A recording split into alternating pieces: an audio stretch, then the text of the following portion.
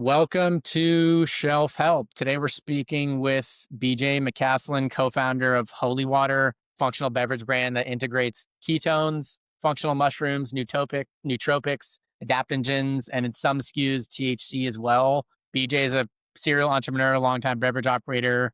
Prior to Holy Water, started Coco Café, which he sold pretty quickly to Vita Coco, which is one of the leading coconut water brands, among other ventures, which we'll probably dive into at some point. So a lot of great experience. Really excited to get into it. First off, BJ, just for the listeners that aren't that familiar with Holy Water, love to kind of get just quick lay of the land in terms of kind of origin story, why behind the brand, core products in the lineup, and maybe just a few places if people get their hands on them, and then we'll go from there. I appreciate you having me today. It was great to get your background a few minutes ago, and we were just talking about welcome to your first winter. Yep. We'll see how it goes.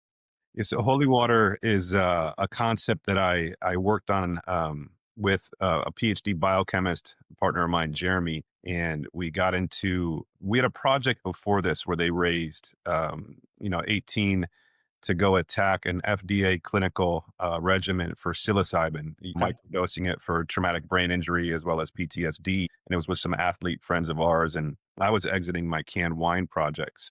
When I exited Vita Coco, I had a runway with them, and I moved to India, and I brought back an esoteric spirit. That project ran its course from essentially 17 to 23 for me. And when we were getting out of the psilocybin piece, my thought process for the canned wine company, which I was just a consultant on at the time, it was a joint venture, but they didn't want me around too long. So I said, this is where we need to go, right? We lived in the space that was a 4-foot canned wine set, but it bookended to the non-alcoholic set and the mixers traditionally, but now the non-alc set. And I saw that evolution. So when you look at my background, just really quickly, I played sports as a youth. As I told you, my nephew's the top quarterback recruit in NorCal right now, Drew Cumby, 16 years old at St. Francis. And for me, it was like, I've always identified trends and innovated and brought them to market in a very bootstrap fashion. And one of my idols is Jeff Rubenstein, right? The old CMO at Vita Coco and Poppy, the president, and now at Cloud, where my wife lives off of Cloud Popcorn. I said, make yourself look bigger than you are. And so that is something I'm really good at, right? So I'm happy to have taken that advice, and I think about it every day. And I told the team over at Coastal Spritz, now Say Less Spritz, and we were doing a lot of alternative venue activation, right? NASCAR, Wrigley Field, concerts with Live Nation and Legends LLC. I said, we got to make something that complements. I was in the Boneyard at Forecast, so we were sponsoring it in Louisville, and we're crushing our canned wine sales. It was really, really cool. And I'm making a joke like I'm 40 selling wine coolers, right? But at least I was seeing Rufus do Soul that day. And I'm just thinking in my mind, what can complement Liquid Death, right? And that's why we came up with this name, Holy Water, which in turn is a terrible name. And I'm changing it because nobody likes it. The retailers don't like it. And I feel like I've said this before. I feel like I've talked that rhetoric before. I'm actually saying it out loud. This is the first time I'm saying it out loud where you're going to be able to disseminate that information. It's just not well received. And the concept was to be a positive affirmation to Liquid Death because we complement each other.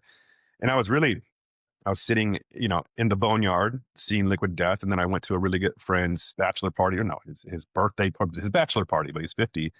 And it was a Grateful Dead show. And it was like my 12th tall boy of the day. And we had taken some micro doses or doses of psilocybin. And I'm just like, listen, like, I don't need any more of anything right now. My mind's telling me I don't need more of anything, but like, what do I want? And I still wanted things. I'm very like, if you look at me right now, like I got this, I just took an energy gummy. I just took this, right? I'm at a client's office right now. I'll tell you more about them later, but I wanted something like this. And this is my favorite thing ever. So we're going to evolve the label. We're going to evolve the concept of it. But it's still based in the same realm. It's a non-alcoholic opportunity that you can drink on premise. And then it's a mood boosting energy drink from ketones and not caffeine, right? And what is a ketone? A ketone is a molecule. It is the best molecule in the world. And it's a gut microbiome that allows your body to start burning fat instead of glucose for energy. But not only that, I just left this week with the guy who holds the IP on beta hydroxybutyrate, Rob Rogers. He's an amazing entrepreneur, an amazing individual. I look up to him so much and blessed to have the opportunity to work with him. We use R13 butane diol I'm going all to BHB. There's just so much positive white paper on BHB, and the whole concept there is that it's cognitive, it's metabolic, and it's something that's going to help you be less tired, right? And so that's our concept. It's like, what is everybody? What's the solution that we're looking for, and what's the problem? It's like it's energy is the solution, but what's the problem is we're all tired, and that's what this does. And so when you look at layering the mushrooms, it's great for the neuroplasticity, the nootropics, right? Relaxation, anti-stress. And then we have amino acids. Like I made this formula. I'm actually drinking the old formula here. It's got bee pollen in it, milk thistle, really cool stuff. And then I really cation of it. And I wanted to come out with this being one for a function of this, one for a function of that, one for a function of this. But then I went and met with the Sprouts buyer, Brady, and he's a dope dude. And he's like, that's confusing. He's like, and I've seen that on the shelf. And he's like, that doesn't work too well. And so I was like, all right, I'm going to listen to you, Brady. You know what you're talking about. So ended up just simplifying the formula, making it, natural. It was always natural. But then even like as I started, right, it was sorbate, and then sorbate, you can't use it. So I wasn't used to that. So I took it out. I pasteurized it anyway. I didn't need that. But then I reformulated this sweetener flavor, right? And then I put erythritol in it, and you can't use erythritol anymore. So it's like, now I moved it to date syrup and monk fruit because people hate stevia. So it's always just this really conceptual evolution. And so that's what I want it to do. And that's what I said when I'm looking at the shelf. This is what I want to do with the canned wine. Those guys told me to kick rocks. So I started this with the guys from the psilocybin project. And it's been difficult, man. It's been extremely difficult because of the name, because of the time frame. We've raised $1.2 million. Definitely not enough. We're 14 months old. And the execution has really it's been a blessing to do a lot of B2B through online sales. But through retail, it's been extremely difficult. And I think that is because of the name, because of the newness of the concept of ketones. The THC thing, people think because we use a functional mushroom that it's THC infused. And then I sell THC, right? But we're actually removing that concept as well. So just steadily evolving left and right. Yeah, got it. I mean, you just kind of touched on it a little bit. I was going to ask about the commercialization process, and was it hard to find a co-man manufacturing partner that would go through R&D with all these kind of unique ingredients? And I'm just kind of curious what that commercialization process was to actually get the first cans off the line. It took me a year. It really did. So we started this project, and we started with an Amanita muscaria mushroom. Yep. And then I told the team really quickly that I don't think that was a super viable ingredient in commercialization. So we moved on quickly from that. And I started making this with another friend. I brought on Matt Hughes, the old vice president of new revenue from Coca-Cola, my biochemist. And I do all the formulation. I really dig it. I love it. I learned how to do it, making the Vita Coco Café in '09. And I really take a lot of pride. And it took me a year. So I started it in like October of 22 working on it, and I launched it in July of 24. So it took me a significant amount of time because the ketone, the molecule tastes like shit, right? It tastes like aluminum and like gas. The functional mushrooms taste like dirt, and then the nootropics taste like metal. So, and people want low sugar, and I love juice, right? I love added sugar from juice. So I was able to have that blessing. So I always take my formulation. I work with a really dope lab in Louisville called Clarendon. They're amazing. Brad and Courtney and Richard, they're just amazing, amazing people. They did my liquor for me. They did another thing for me. They did another thing for me. And so formulated it. And then I went and knocked on my neighbor's door next door, a pilot project. And Dan Abel is my neighbor. He's a cool guy. I think he beat me in fantasy football, which is annoying. I never play it, and now I'm getting crushed my second time. And I just was texting Dan. Dan's an amazing guy at Pilot Project, and you should look at that. You should get him on this. You would love that dude. Oh, yeah, for sure. Yeah, and so he made it and, did a great job. And like we came out with a 16-ounce can because we wanted to sell it on premise, and we sold like 4 pallets to the Coliseum, and it was cool. And then it's like, oh, we don't need a 16-ounce can. So just all that evolution. But yeah, the formulation process was super gnarly. Now I'm really comfortable using these flavors. But like I said, the erythritol pulled it out, and I just spoke at Supply Side West. So I found some really dope date syrup that I never really thought of, and it's low on the glycemic chart, and it's super, super dense too. So I'm really high on the date syrup right now. And that's kind of where we're at. I'd love to use sucralose, but I can't, so it's kind of where I live. And I love where we're at, but we're still like a couple years behind of people understanding what a ketone is. You see Kin, Parch, DeSoy, Recess, Hyo. Those are my complementing brands. Like those are my family, right? And then I have my competitive set, which is Ketone IQ, but I love that guy. I love Michael Brandt. Kinetics and another amazing brand. And so those are like the people I compete with per se, but I really love because there's only 3 or 4 people in the world using the ketone molecule. Yeah, totally. Yeah, I love the ketone IQ guys too. They're all all great people. He's Um, super dope, man. He's so cool. yeah, super cool. From a brand identity and a brand design standpoint, based on just kind of what I've read doing research, it seems like you kind of approach brand building from kind of an anthropological standpoint, meaning you like really like to immerse yourself, hit the streets, go door to door, really try to catch a vibe to a certain extent. From your point of view, how important is it to really dig into the culture, and what do you miss by just doing a bunch of research and market analysis online and saying, okay, cool, this seems like a good hole in the market. Let's try something. Yeah, like, look, I hate AI. I like it to correct my emails, right? Because I don't spell well, and I played football in college, and my grammar's poor. But like like I've been looking for a new name. I don't even have one yet. So I'm working with Paula from Sweet 9C, and it's like I put it in AI, and it gives me the most generic bullshit I've ever seen. And so when you think about like what I did here with the Mushroom Cloud, this idea is from another investor we have, Ryan Perry. He just did the Wild AF brand with Charlie Sheen. He's from a place called Silent Studio. My wife's a CMO, traditionally from the real estate side. CMO Sotheby's, CMO of Berkshire Hathaway, has her own company now, and CMO of another company who crushes it in Chicago. And for me, it's like that's what I love. And I'm a street guy, right? So I'm always in the streets. Like this last summer, I took on this aspect of me that's new as a consulting aspect. Like I'm a president of this really cool company making the brand right now called Herb in Highlandia. And I'm a street guy, right? I'm a distributor minded retail. Really, when I land somewhere, like my friends are secondary to my accounts because they're really the people that are the lifeline of me. So you own a liquor store, David in Venice Beach, Rose, that was my best friend, man. You talk about Ricardo at Star Liquor in LA. Like these are the people that I look at on the set. Like, how do we live? How do we differentiate? And it's funny because I build differently. When I was with Rob this last week, he showed me a deck of some really cool brand. I was like, that brand's dope. I was like, what's the ingredient stack? He's like, they don't have one. I was like, what do you mean they don't have one? And he's like, I'm like, I build differently. I build the product, and then I go like you said, I hit the streets. I see what's the flow, and then get with the team. I'm not creative at all. And so I let them really just run wild with it. Like, I love this vertical. I love this. I love that. Like, we're going to change this logo up a little bit. You can see on this evolution of this can, obviously it's hard to see with the label of the film, but like we changed all this stuff up, enhanced ketone hydration. We took all that off.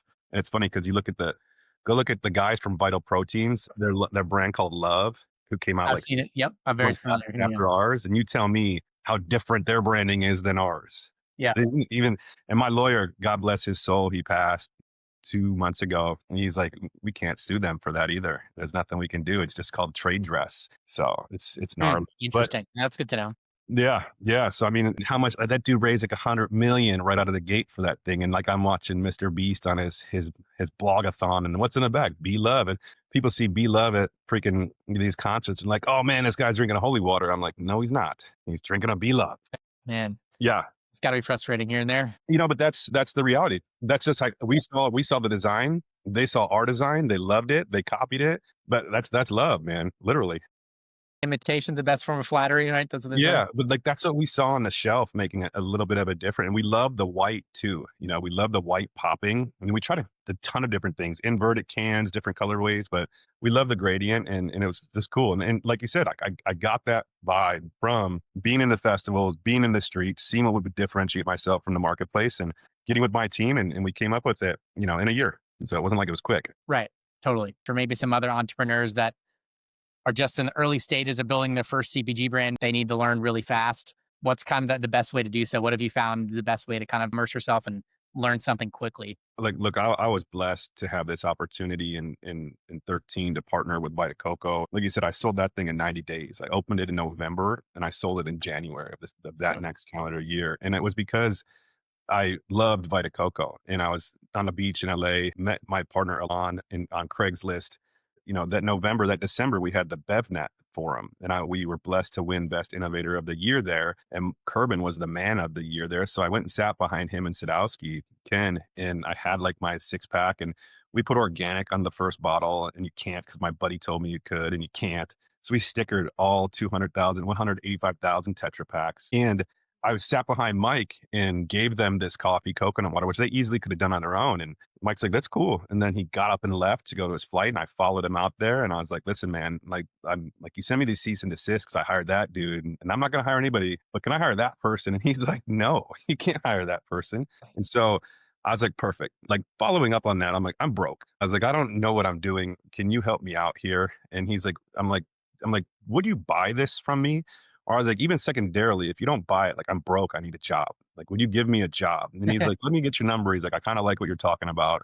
And so then from there, we just started texting, a segue into specifically what you asked. It was like, I just became a sponge. Like I slept in the Vita Coco office. Like I literally would be there every day.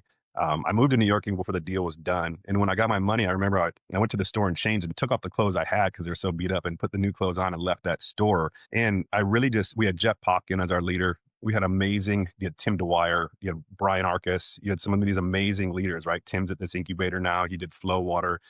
You have Arcus, who's running Lemon Perfect. And then you had Jane Pryor, who's like the best CMO in the game still at Vita Coco. And then you had all these amazing people, JB and Goldie. Then you had like a lower level at that team, like John Van Steenbergen, Jeff Stahl, Brian Johnson, like Chris Borgononi. Like those guys were street level guys. Like, and that's who I went and rode with. The whole time at Vita Coco for 3 years, I did a new market every week. And I literally was a sponge to understanding distributors. And that's like when you go talk to what does a new person need to know in CPG? It's how to manage their distribution, right? It's how to manage not only like the theatrics of it, but it's like the personalities of it. And I learned that really well from managing the emotions at my restaurant when I was 21 to 24. So I was a terrible manager for the first year, like super emotional, super reactive. And then some of the sorority girls that I'd fired would come back like, you're such a dick. And then I was like, dude, I am a dick. What am I doing?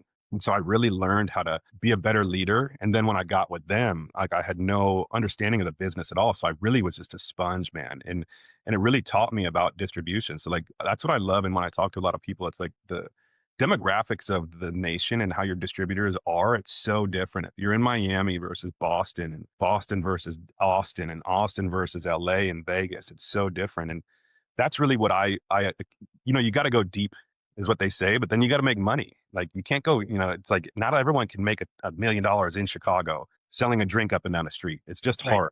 So it's managing the distribution. It's understanding, and getting liquid to lips and figuring out, that consumer and identifying that consumer for the distribution to get to them. But now it's tech, right? So like this thing I just gave you, don't even listen to that, right? Right now it's figure out your D2C route and that's the way to go. Yeah. That definitely seems to be the trend is launch D2C, get break even that way, also prove some numbers. You can then bring those numbers to retail and show, hey, put us on the There you shelf. go. Adam, write that in a book and sell it, man. That's it, right? I still can't sell D2C for shit. I don't know how to. I've hired numerous firms. They don't know how to. I don't know what is going on. Some of your SKUs have THC, some of them don't. From the beginning, was the plan to have both THC and non-THC SKUs, or did that vision evolve over time? Always. Yeah, no, always. When I was at the wine company, I saw THC coming up and like I did a deal in 22, 21, I told them no because it was a shit deal and it proved to be a shit deal. And in 22, I did the deal and I said, this is the future. Right? These THC drinks are crushing. And I wanted to make a Coco Café, a coffee, coconut water with THC. And then I wanted to make a shot with the nootropics. So I did it backwards and I flipped it when I got over here because I had the sessionable drink at the venues versus the lightweight, high margin, really psychoactive shot. Like that shot, I got like an 80% margin. I just shipped the shit out of it. I'm like in 2,000 stores with that shot. The velocity is low because I picked the wrong color bottle. I picked the blue bottle and it looks just like Feel Free Kratom. So I really effed myself there. But the product is amazing. And my formulator partner, Jeremy, that's where he really came into play because he's a mycologist and he's got a lab in Colorado.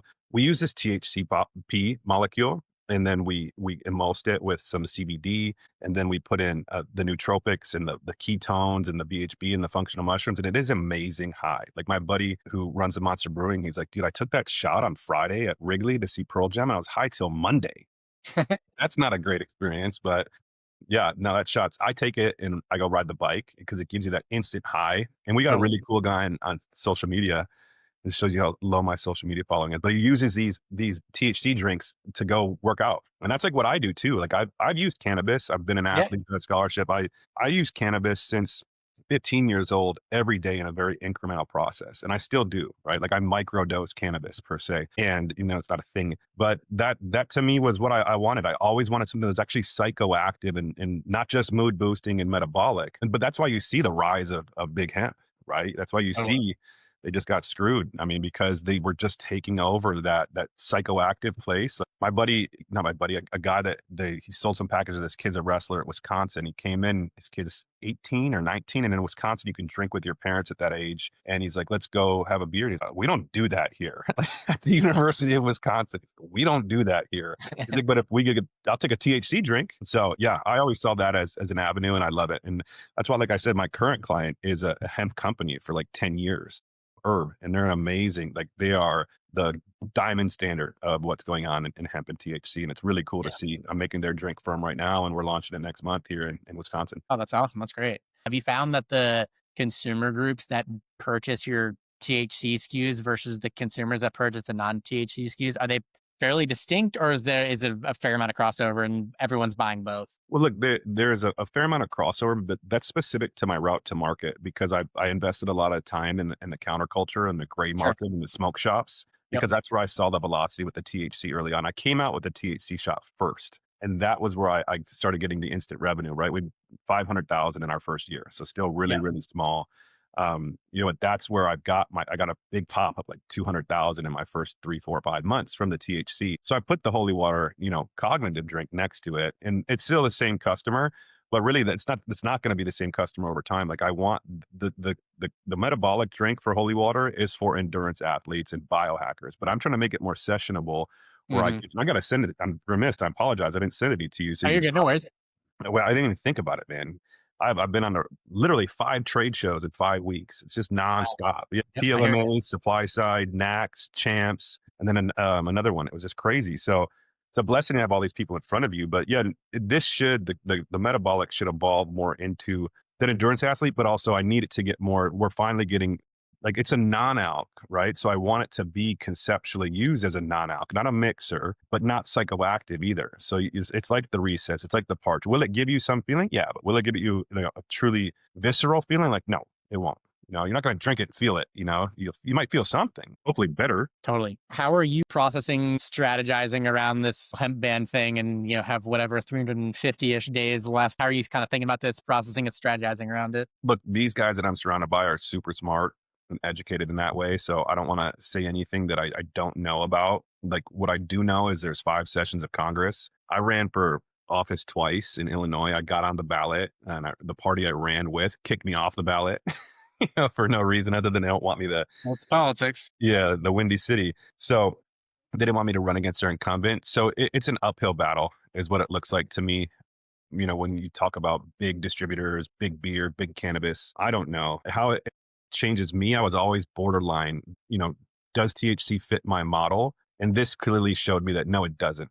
Sure. Just for the reasons that is it going to be there? I don't know. And do I need to build a brand based on that? No, I don't. So Yeah. we're done with THC. We're making shots. And then we're making stick packs with ketones. Yeah. And there's already someone else did it. Aubrey Marcus did it. But like my concept's cool. And so if you see someone else do it, just know they copied me. If anyone makes ketones and creatine or ketones and collagen and ketones and Yes. colostrum, ketones and hyaluronic acid, they copied baby Jesus. But that's what we're coming out with now. So hopefully we'll get to market first with that.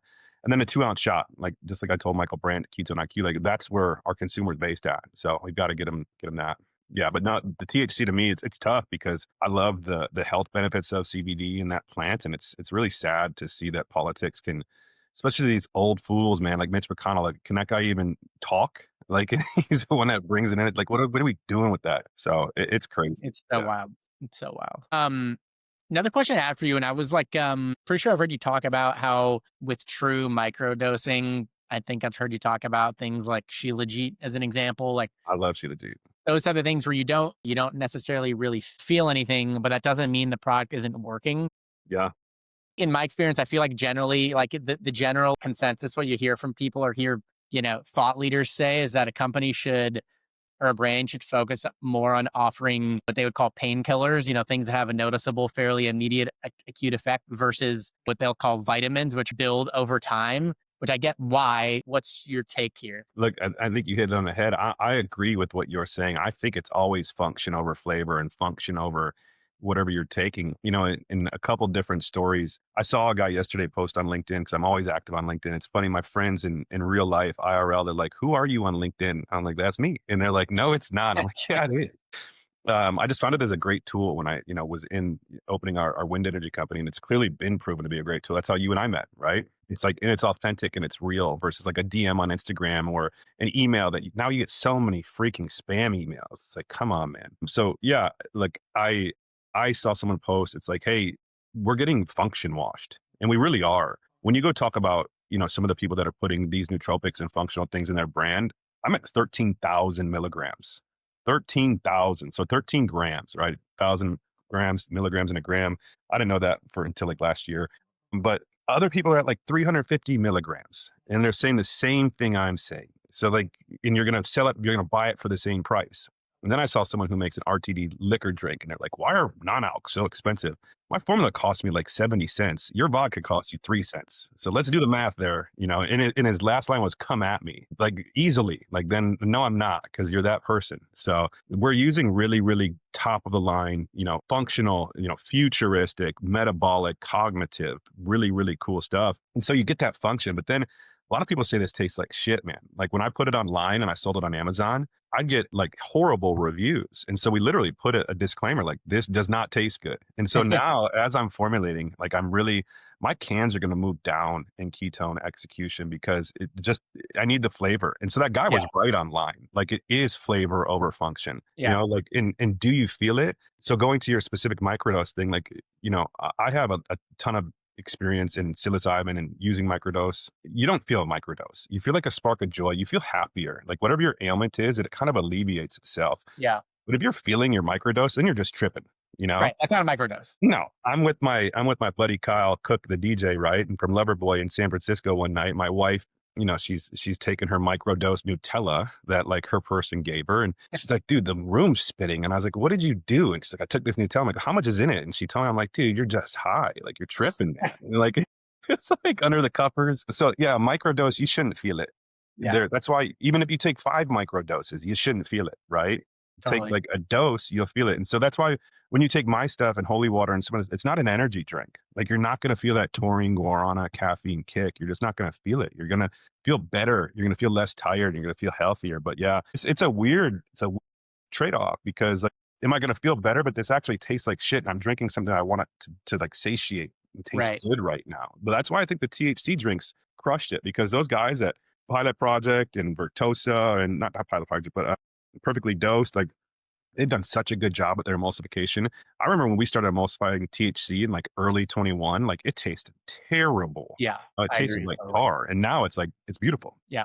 Yeah, there's definitely a lot of improvements on that front. That's for sure. You kind of talked about it a bit, but it definitely seems like the C-store channel has been a pretty big focus for you throughout your various kind of beverage ventures. What's unique about this channel compared to, I guess, more other traditional retail channels, and kind of what's the key to winning in C-stores versus others? I mean, shit, you talk about these retailers. I was so blessed to be with Vita Coco and not see the bills they had to pay to get my brand on shelf. Some of these guys, they want me to go into their stores and give them thousands of dollars I'll never make. And I won't have the velocity at that store. Now, not only do I owe you money, which I don't have because I didn't make it in your store, the data is going to be so low that you're going to kick me out. I'll never get to go back in there. So when you talk about like, that's again, going back to who I am, it's like my route to market strategy, innovating, make myself look bigger, and the Jeff Rubenstein strategy. It's like, you've got to play where you can go and not pay. And that's really, it's knowing, like, I've lived in numerous cities, LA, Vegas, New Orleans, Atlanta, Boston, Miami, Chicago, New York. It's like, I know what the people think in those markets. I know where they shop. I know where my consumer shops. So, and I know the hybrid from like a really nice health and wellness or a bottle shop, where both these things fit, down to like, what's the grimiest little C-store I can fit into in a dirty little neighborhood that can actually have the right consumer there. And so that's where it's like it's the lay of the land. It's like seeing the Matrix. I always say, like, when you walk into a bar, it's like super dark. And by like your third Corona, you're like, man, this is awesome. It's so clear. I love this bar, but you're a little trepidatious when you walked in there. So I accumulate, or I attribute my understanding of each market that same way. It's like, what's my lay of the land? Where do I go? What's the demographic here? And it's typically like the C-store is where I'm finding that neighborhood, right? Like in LA, it's that whole strip up and down Santa Monica. Then it was that one strip up in West Hollywood. Then it was that strip in Echo Park. Then it was that strip in Hermosa Beach. And then it was that strip in Orange County. And then that strip, and then it was that strip up in Malibu. And then it was that strip in the Palisades. strip in a valley. So it's literally one strip turns in now to a parallel, and it turns into this. And now you're like, okay, you go to Rainbow Acres, you go to Mother's Markets. I was doing demos at Erewhon when it was still like an ethnic grocery store in LA, right? Now Erewhon won't even take my brands. So shout out to Erewhon. But it's like, to me, it's like that's it. It's really understand your route to market, understand your lay of the land. And there's a really cool young lady up in San Fran. She's got a brand called Drippy, and she's always out there hustling. And I sat next to her at a CPG event from Startup CPG, and Daniel, that guy's amazing too, by the way. Like Yeah, he's great. that community is insane. That dude's amazing. His energy is insane. But his And community, I'm in that Slack channel. I think there's like 50,000 people in there at this point. It's bro, I used to live on that Slack channel until I got too busy. I was in that thing, man. I was soaking up everything, screenshot it. You go through my phone, and I love like the LinkedIn culture too. It's because everybody posts like who did what for them. What buyer did this? Yeah, What buyer totally. did, what distributor did this?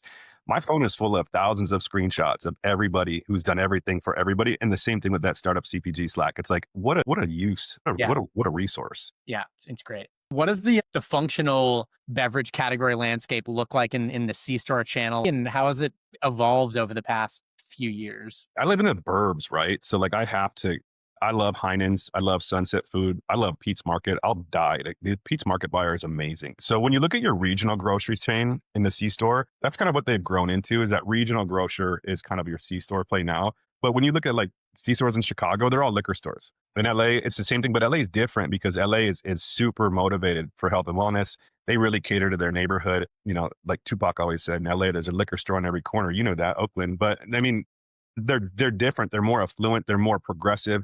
The C stores here in Chicago are all liquor stores. And so we have like the Foxtrots and we have the Go Grocers, which are amazing, but I still kind of conceptualize those as C stores, super competitive. Like I can't get a Foxtrot either. I can't get a Go Grocer because they're just so competitive. So Yeah. I'll go to the liquor stores, and then in that set, it's just so unorganized. Like, where does it go? It goes in the energy set. So I'm next to Celsius, I'm next to Monster, but that's not my consumer. So I'm not getting that pull. So where do I got to go? I got to go off shelf.